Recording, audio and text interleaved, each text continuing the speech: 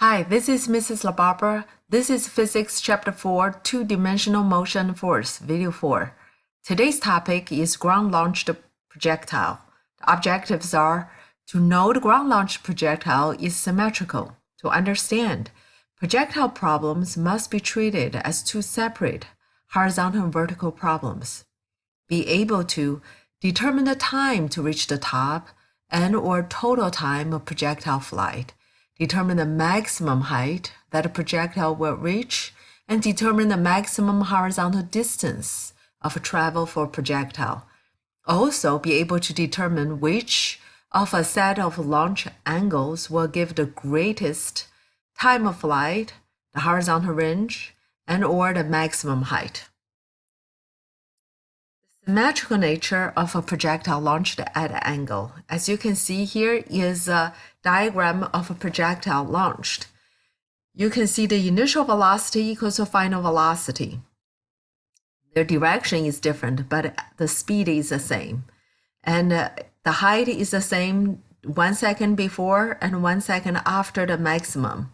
At the highest point, its vertical velocity equals to 0. So both velocity and the position are symmetrical. So VF equals to 0 at the top, VFY equals to VIY, T up equals to T down. T up is the time to go all the way up, T down is the time to go all the way down. T total time equals to 2 times T up. And initial speed equals to final speed. Also the angle are the same. One is above horizontal, one is below horizontal.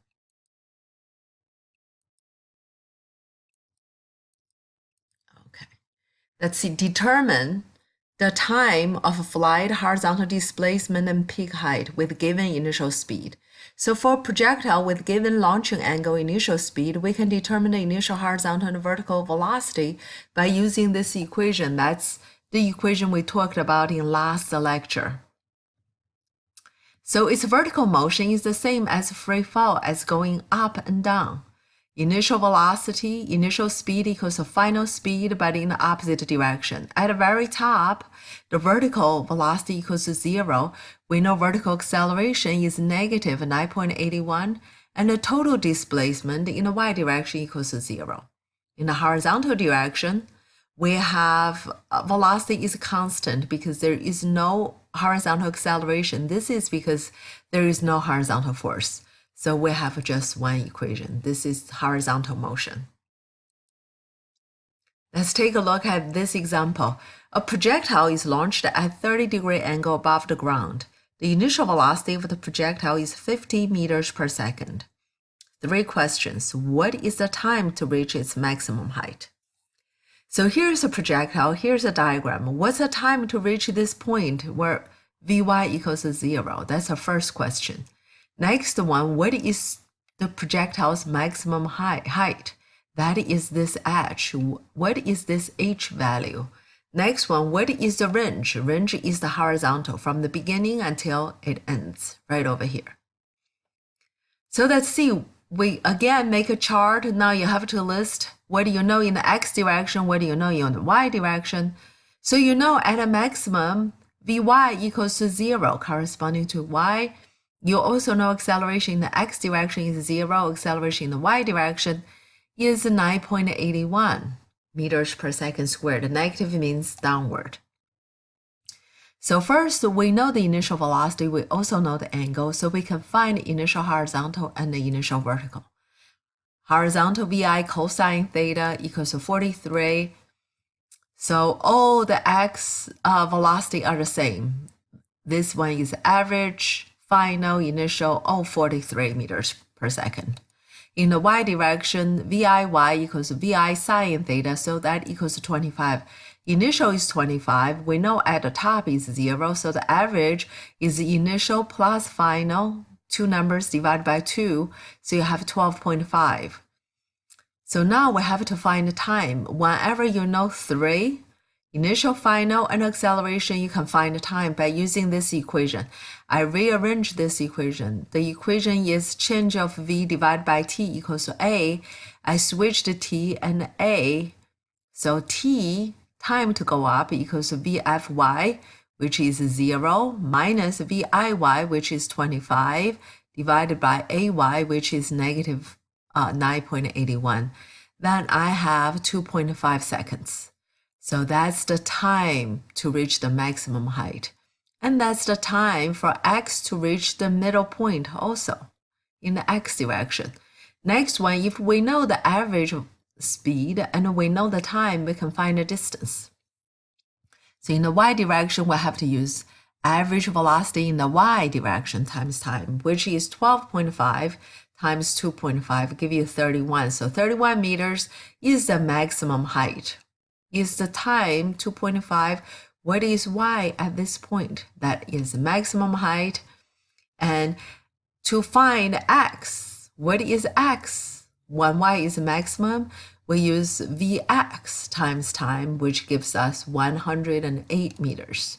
So these are the X and Y.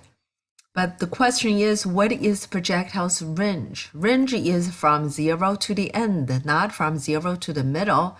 So to find 0 to the end, we simply multiply this number by 2. Because the projectile is symmetrical, so we have the range as 260 meters. So that is projectile launched at 30 degrees. Now let's take a look at 45 degrees. So basically we're doing the same thing, except change the angle to 45 degrees. I want you to pause the video now and see if you can do it on your own. After you finish, I want you to check the answers.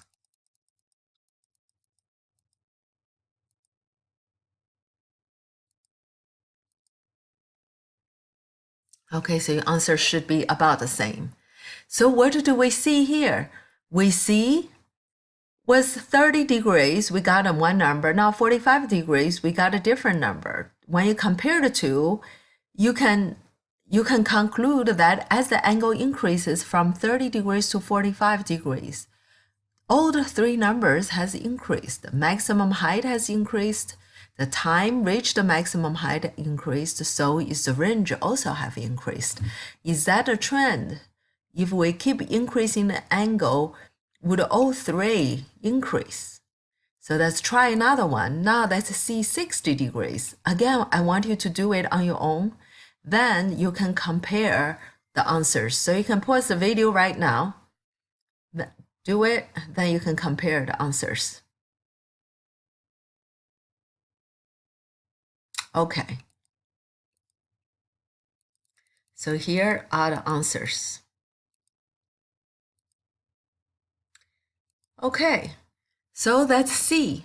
From what you have here, you can conclude that as the angle increases from 45 to 60 degrees, time increases, so is maximum height also increased. But the range did not increase. The range, as a matter of fact, decreased. And it is same as 30 degrees. So 60 degrees and 30 degrees are the same. That is interesting. Let's see what's going on here. It turns out that complementary launch angles give the same horizontal range. For example, complementary angles are the two angles added together gives you 90 degrees. So you have 30 degrees will be same as 60 degrees for the range. Same 40 degrees would have the same range as 50 degrees. And similarly, 20 degrees would have the same range as 70 degrees. So range is the longest when theta equals to 45. So here is 45 degrees. From 20, you increase to 30 to 45, you keep increasing. So 45 is maximum. If you continue to increase the angle, the range will become smaller and smaller. Now let's check all three: total flight time, range, and the maximum height. So take a look at this animation. At 30 degrees, you land first. 45, you land second, and 60, you land last. Another thing is the height. The higher the angle, the more height you have. So for maximum height and time to go up, as the theta increases, both increase. As the angle increases, flight time increases. As the angle increases, flight height also increases. But the range is a maximum at 45 degrees. That's it for today. Thanks for watching.